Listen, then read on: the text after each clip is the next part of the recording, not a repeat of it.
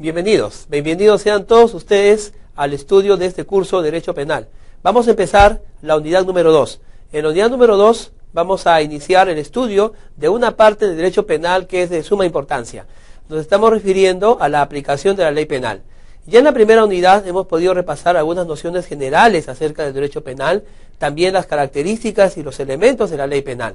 En esta oportunidad y en esta unidad vamos a profundizarnos más en la ley penal y en cómo ésta debe aplicarse. Cuáles son los principios y los criterios de aplicación de la ley penal para un determinado caso concreto, en la ocurrencia de un delito, sea en un determinado territorio o sea un espacio y tiempo, con algunos elementos, el sujeto activo, el sujeto pasivo del delito, que quizás pertenecen a diferentes nacionalidades. ¿Cómo podríamos resolver esta heterogeneidad de elementos en un delito?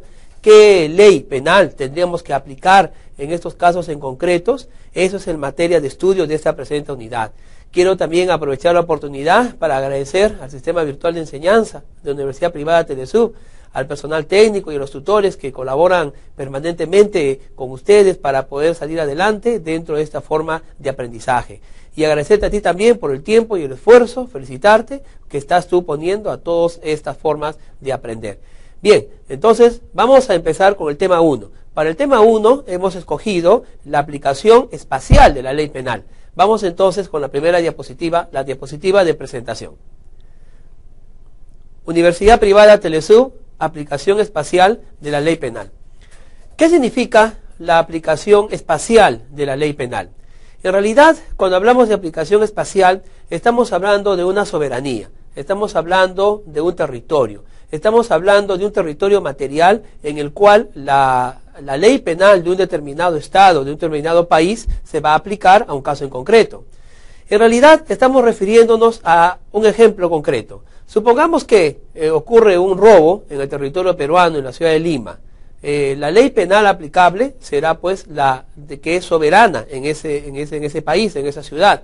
En este caso es la del Perú. La ley penal peruana se aplicará en caso concreto a ese delito que se ha cometido, que se está investigando. Por eso se dice que la aplicación espacial de la ley penal se relaciona íntimamente con un principio penal que es conocido como el principio de territorialidad. Pero no solamente se relaciona con el principio de territorialidad, hay otros principios que también deben aplicarse al momento de llevar adelante, ¿no?, la ubicación espacial de un delito y obviamente la aplicación de la ley que le corresponda.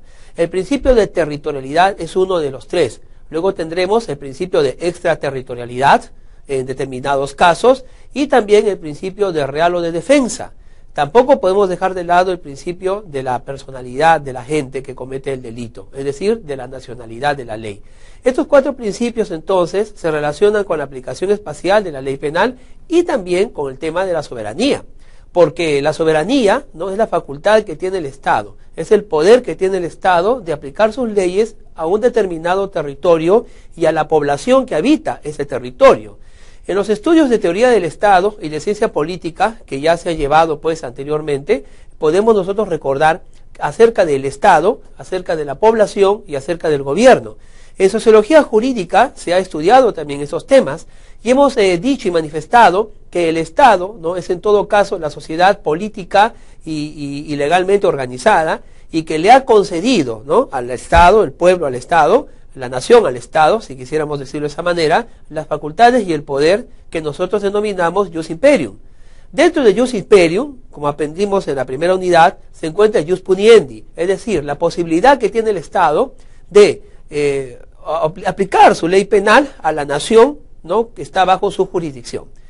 En nuestro caso, por ejemplo, el Perú tiene su ley penal, tiene su sistema penal y ese será el que se aplique en todos los delitos que se cometan dentro del territorio nacional, con algunas excepciones que más adelante ya estudiaremos. El principio entonces, la idea, el concepto de la soberanía está relacionado con los principios que nos van a servir para poder aplicar la ley penal a un determinado delito. Dicho esto entonces, vamos a leer una primera reflexión. Vamos a la diapositiva. La norma y el derecho penal podrán calificar y tipificar los actos que dentro de esa sociedad se deberán considerar como delitos y que consecuentemente serán plausibles de sanción penal o de una medida de seguridad según las características particulares de cada caso. Bueno, ciertamente, esta primera reflexión es correcta. Si nosotros partimos de la idea de que el Estado peruano tiene soberanía sobre sus ciudadanos, sobre su nación que habita en su territorio, y si consideramos también que el Estado tiene el jus puniendi, entonces dentro de ese jus puniendi, de ese derecho a la punibilidad, a imputar un acto delictuoso a un determinado agente, pertenece solamente al Estado y pertenece a la ley. La ley penal establecerá, en este caso la ley penal peruana, qué conductas serán consideradas como delitos.